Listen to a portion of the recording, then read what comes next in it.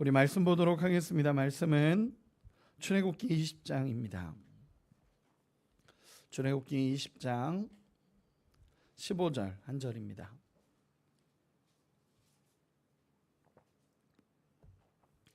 출애굽기 20장 15절 같이 한번 읽도록 하겠습니다. 같이 읽겠습니다. 시작. 도둑질하지 말라. 아멘. 네, 짧은 계명입니다. 지금 앞으로 계속 이제 새벽기도 때마다 이렇게 한 번씩 기도하고 우리 말씀을 봤으면 좋겠습니다. 조금 더 이제 구체적으로 기도 제목들 같이 나누며 기도하도록 하겠습니다. 오늘 본문은 출애굽기 20장 15절에 도둑질하지 말라라는 계명입니다. 10계명 중에 8번째 계명입니다. 8번째 계명이고 도둑질하지 말라라는 계명입니다. 여러분, 우리가 이 10계명을 계속 보면서 우리가 깨달아야 되는 것은 무엇이냐면, 하나님께서 첫 번째로 이제 이스라엘 공동체와 언약을 맺으시면서 우리에게 주신 명령이라는 것입니다. 이 사실을 우리가 잘 기억해야 합니다. 하나님께서 이스라엘 백성과 언약을 맺으시면서 하나님께서 가장 먼저 세우시는 정말 명령들, 그리고 계약의 내용들입니다. 그래서 첫 번째 계명, 나 이외에 다른 신을 내게 두지 말라부터 시작해서 끝까지 이 10가지의 계명은 하나님과 공동체 안에서의 계명들입니다. 그래서 이 10계명을 보면서 우리가 느껴야 되는 것은 하나님이 어떤 것을 기뻐하시는가, 그리고 하나님께서 어떤 공동체를 세우기를 원하셨는가, 이것에 대해서 우리가 계속적으로 살펴봤으면 좋겠습니다. 1907년 평양 대부흥운동에 그때 엄청난 부흥이 일어났죠. 우리 평양에서부터 시작한 엄청난 대부흥운동이었습니다. 그때 그 당시를 함께했던 그 부흥운동에 동참했었던 스왈른이라는 선교사는 이런 기록을 남겼습니다. 제가 읽어드리겠습니다. 교회에서 부흥을 체험한 성도들은 단순한 통회로만 끝나지 않았다. 다음 날 사람들이 거리에서, 마을에서, 교회에서 죄를 고백하는 모습을 볼 수 있었다. 도둑맞은 물건들이 되돌아왔다. 잃어버린 지갑도 돌아왔고 오랫동안 갚지 않았던 빚도 청산되었으며 부정한 방법들도 시정되었다 라고 기록이 되어 있습니다. 쉽게 얘기해서 어떤 거냐 하면, 하나님의 영적인 은혜를 경험하고 나니까 회개한 사람들이 실제적인 변화가 일어났다는 것입니다. 실제적인 변화가 일어났고, 하나님이 이걸 기뻐하시지 않는구나, 하나님이 이걸 기뻐하시는구나 하면서 실제적인 변화가 일어났는데, 그 중에 일어났던 그 평양 대부흥운동 당시에 일어났던 것 중에 하나가 도둑맞은 물건들이 돌아오기 시작했고, 잃어버린 지갑, 그리고 오랫동안 갚지 않았던 빚, 그리고 부정한 방법들도 다 고쳐졌다라는 기록입니다. 그럼 오늘 본문은 도둑질하지 말라라는 계명, 굉장히 쉬운 계명처럼 느껴집니다. 우리가 도둑질하지 말라, 남의 것을 훔치지 말라, 이 정도로 느껴지는 계명이지만 사실은 이 도둑질하지 말라라는 것에 많은 의미가 담깁니다. 여기서 보면은 도둑질하다라는 뜻의 가나브라는 히브리어가 쓰이는데, 이 단어가 어떤 단어이냐면요, 물건을 훔치는 것도 맞습니다. 그런데 정확한 목적어가 기록되어 있지 않다 보니까 여기서는 다른 본문들에서 이 단어가 어떻게 쓰였는지를 살펴봤어야 되는데, 그 단어를 살펴보면 이렇습니다. 그 도둑질의 대상이 물건인 경우도 있었지만 사람인 경우도 있었습니다.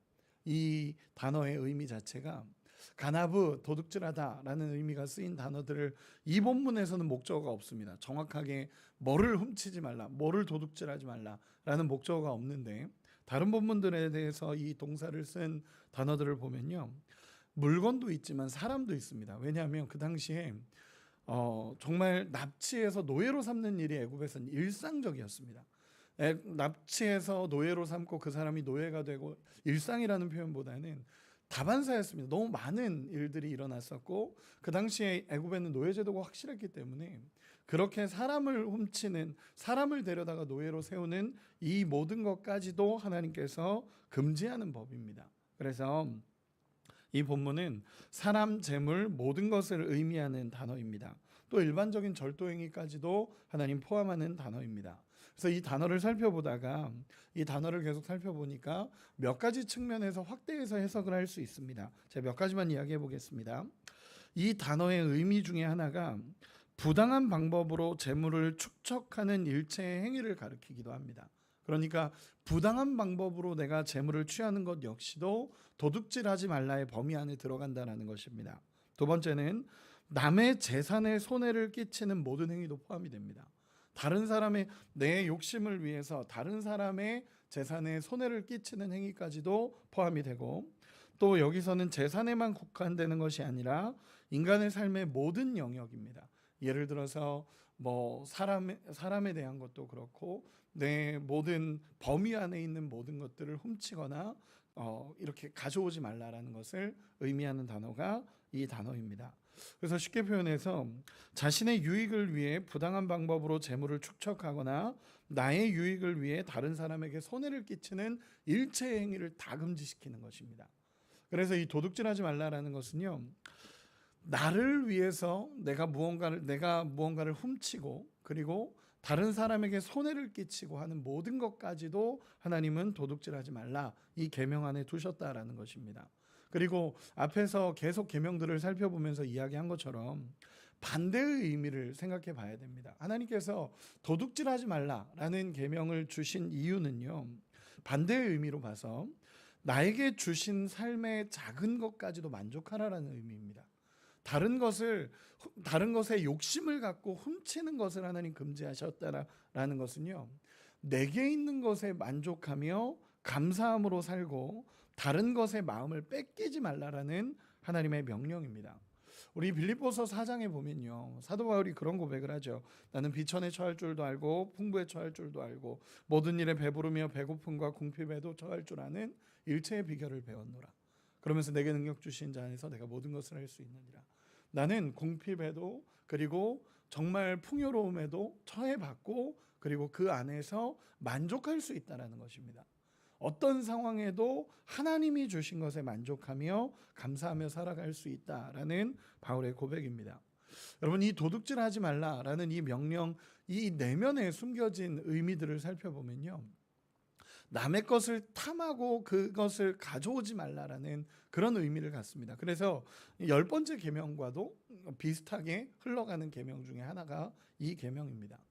우리가 기억해야 될 것은 무엇이냐면요, 하나님이 주신 것 안에 감사하며 하나님이 주신 것 안에서 만족하며 살아가야 된다는 것이 이 도둑질하지 말라의 첫 번째입니다. 그래서 다시 정리하면, 먼저는 다른 것을 욕심내서 훔치지 말라는 게 가장 직접적인 명령입니다. 훔치지 말아라. 사람이든 물건이든 어떤 것에도 욕심내서 훔치거나 그 사람의 재산에 손해가게 하지 말아라 라는 게 1번이면서, 동시에 우리가 살펴봐야 되는 것은 무엇이냐면 모든 것에 욕심 부리지 않는 내 안에 만족함이 있어야 된다라는 것입니다.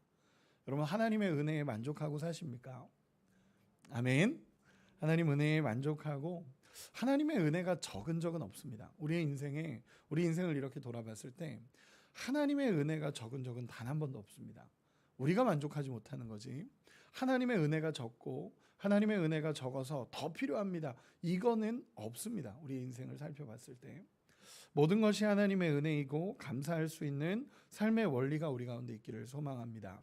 그리고 신약으로 넘어가면요, 이 도둑질하지 말라의 계명은 조금 더 확장이 됩니다. 조금 더 확장이 돼서 우리 한 구절만 찾아보겠습니다. 에베소서 4장 28절입니다.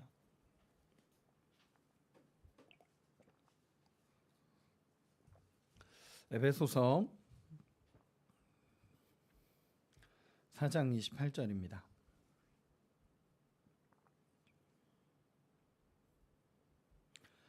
우리 같이 한번 읽어보도록 하겠습니다. 에베소서 4장 28절 시작. 도둑질하는 자는 다시 도둑질하지 말고 돌이켜 가난한 자에게 구제할 수 있도록 자기 손으로 수고하여 선한 일을 하라. 아멘. 바울은요, 이 계명을 정확하게 이해하고 이 계명을 오히려 확장시켜서 분명하게 이야기하는 것이 있습니다. 그것이 무엇이냐면 구제를 가르치고 있는 것입니다. 도둑질하는 자는 다시 도둑질하지 말고 돌이켜 가난한 자에게 구제할 수 있도록 자기 손으로 수고하여 선한 일을 하라. 아멘. 바울이 이 말씀에 대해서 확장해서 정확하게 이야기하는 건 무엇이냐면요. 이 계명은 단순히 너의 욕심을 위해서 채우지 말라라는 정도가 아니라 하나님은 이 계명을 더 확장하기를 원하신다라는 것입니다. 그냥 단순히 도둑질하는 걸 멈춰라, 도둑질하고 있는 사람에 대해서 너 그거 도둑질하는 걸 멈춰라 정도의 계명이 아니라 오히려 그걸 넘어서 구제하라라고 가르치는 것이 바울의 본문입니다. 바울이 말하는 이 정확한 이 계명에 대한 모습입니다. 이제는 더 이상 남의 것을 훔치는 자, 빼앗는 자가 되지 말고 오히려 구제하며 하나님의 일을 실천하라는 것이 이 계명의 모습이라는 것입니다.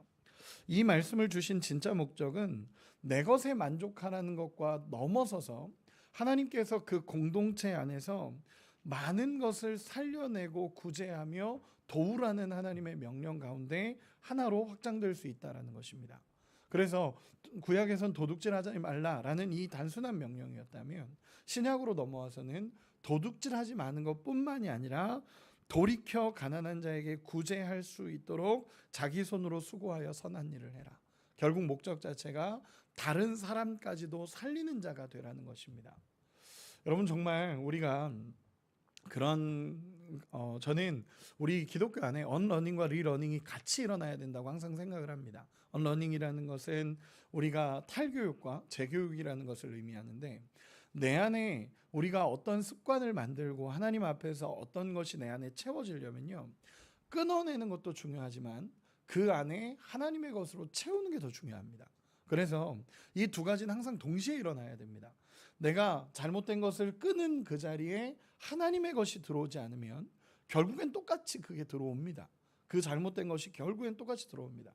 내가 하나님이 잘못됐다라고 얘기하는 걸 끊어낸 그 자리에 새로운 하나님의 것이 들어와야 된다는 것입니다. 쉽게 표현해서 내가 늘 뭔가 욕심내고 했던 그런 것들을 치워버렸으면 그 자리에 하나님의 습관이 들어와서 그 자리를 다시 채우지 않으면 결국엔 죄된 요소가 또다시 들어온다는 것입니다. 저는 이 말씀이 그렇게 이해가 됩니다.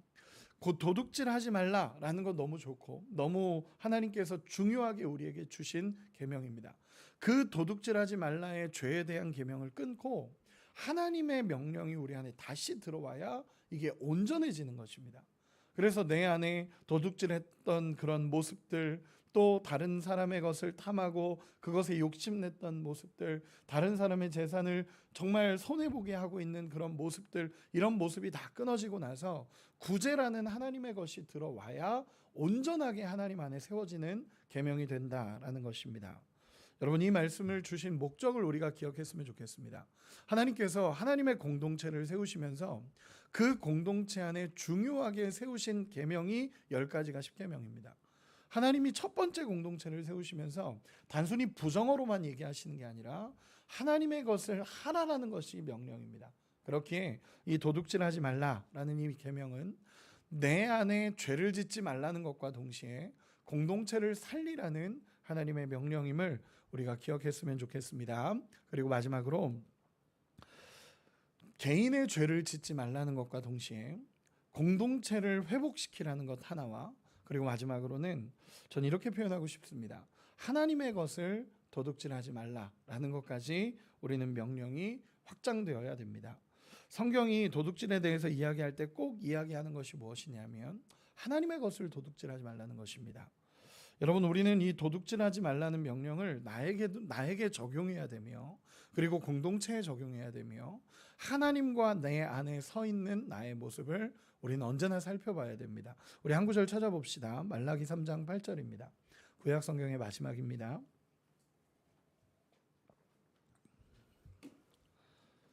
말라기 3장 8절입니다.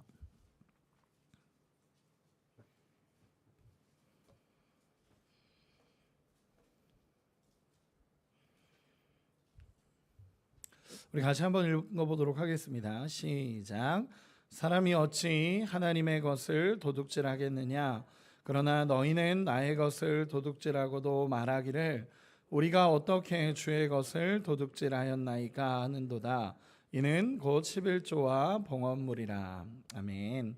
제가 한 구절만 더 읽어드리겠습니다. 시편 24편 1절에 보면요, 땅과 거기에 충만한 것과 세계와 그 가운데 사는 자들은 다 여호와의 것이로다. 아멘. 하나님께서 이렇게 명령하시는 것입니다. 우리는 재물이 내 것이라고 이야기하고 재물이 다 내 거다라고 표현하지만 성경은 그렇게 하지 않습니다. 하나님은 철저하게 재물을 상대화합니다. 이게 무엇이냐면요, 하나님의 것이라는 것입니다. 시편 24편 1절에 땅과 거기에 충만한 것과 세계와 그 가운데 사는 자들은 다 여호와의 거다. 여호와의 거다라고 하나님은 분명하게 선언하십니다. 여호와의 것인데 그 여호와의 것에서 있어서 말라기 3장 8절에 보면 사람이 어찌 하나님의 것을 도둑질하느냐라고 분명하게 선언을 합니다. 우리가 11조 헌금 이런 부분들에 대해서도 분명히 이야기하는 본문이고요.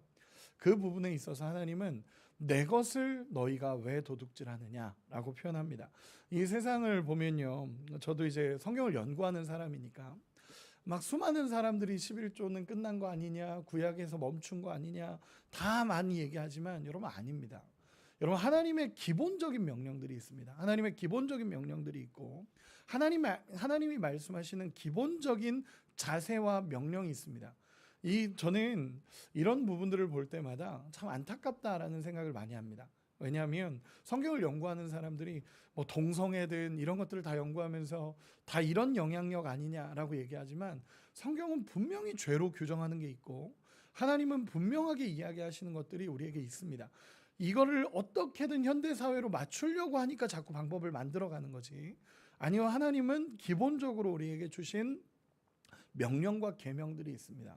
저는 우리가 11조를 하면 사람들이 제대로 예물을 드리면 신앙이 좋은 것처럼 이야기하고, 와, 너 11조도 하냐, 계명, 너 정말 하나님 앞에 믿음이 좋다라고 얘기하지만 사실 11조는 저는 죄송합니다 이렇게 표현해서 하나님 앞에서의 기본입니다. 기본, 정말 기본입니다. 11조 하면 신앙이 좋은 게 아니라 11조가 신앙의 시작입니다. 저는 정말로 물질이 있는 곳에 마음이 있다라고 하나님 말씀하시는 것처럼 우리가 하나님 앞에 드리는 것에 기쁨이 없으면, 하나님 앞에 드리는 것에 기쁨이 없으면 신앙을 우리는 계속 돌아봐야 됩니다. 정말 하나님 앞에 내 시간을 드리고 물질을 드리고 헌신하는 이 기쁨이 내 안에 사라지면 자꾸 우리는 고민해 봐야 된다라는 것입니다. 여러분 하나님은 우리에게 주시는 명령들이 분명합니다. 사람이 어찌 하나님의 것을 도둑질하느냐. 너무 무서운 말 아닙니까? 사람이 어찌 하나님의 것을 도둑질하느냐. 그러나 너희는 나의 것을 도둑질하고도 말하기를 우리가 언제 주의 것을 도둑질했습니까? 라고 말한다 라고 성경은 기록하고 있는 것입니다. 우리가 계속 돌아봐야 됩니다. 내게 주신 하나님의 것을 나는 하나님 앞에 제대로 서 있는가? 하나님의 것을 제대로 드리고 있는가? 하나님의 것을 나는 도둑질하지 않는가? 우리의 신앙을 계속적으로 돌아보아야 합니다. 현대사회에서 재물의 힘은 날마다 커져갑니다. 재물의 힘은 날마다 커져가고 재물이 절대적이라고 얘기하고 물질이 최고라고 얘기하는 이 시대를 살아가고 있습니다. 재물을 얻는 것이 마치 인생의 최고의 목적이 되는 것처럼 여겨지는 시대를 우리는 살아가고 있습니다. 그러나 하나님은 분명하게 얘기합니다. 땅과 거기에 충만한 것과 세계와 그 가운데 사는 자들은 다 여호와의 거다. 분명하게 우리가 깨닫고 하나님의 것을 우리가 하나님의 것을 하나님의 것으로 인정해 드리는 역사가 일어나기를 원합니다. 그래서 저는 요즘에 자주 이야기하잖아요. 하나님이 그 일에 합당한 영광을 받으셨으면 좋겠습니다. 우리 주님이 정말 그 행하신 일에 합당한 영광을 그대로 받으셨으면 좋겠습니다.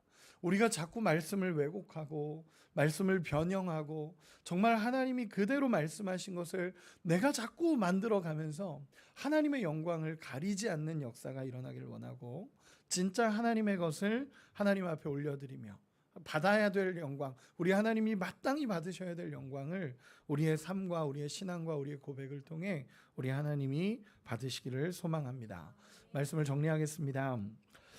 십계명의 제8계명인 도둑질하지 말라에 대해서 우리가 살펴보았습니다. 하나님은 당신의 백성을 세우시면서 하나님의 나라를 시작하시면서 이스라엘을 내 백성이라 말씀하시면서 십계명을 말씀하시고 그 가운데 도둑질하지 말라라고 말씀해 주십니다.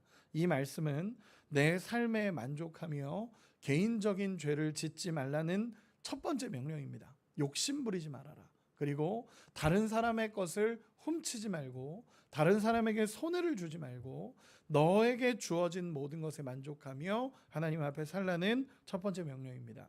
그리고 또한 이 계명 안에서 우리가 살펴봐야 되는 것은 하나님은 공동체를 세우기 원하셔서 신약에 오면 더 확장시키십니다. 그 훔치지 말라는 것과 동시에 구제하라라는 것까지도 하나님께서 말씀하시고, 그리고 더 확장해서 우리는 하나님의 것을 도둑질하지 말고 우리의 신앙이 온전하게 하나님 앞에 살아가기를 소망합니다. 물질이 우상이 되는 이 시대 속에서 하나님이 우리의 주인임을 고백합시다.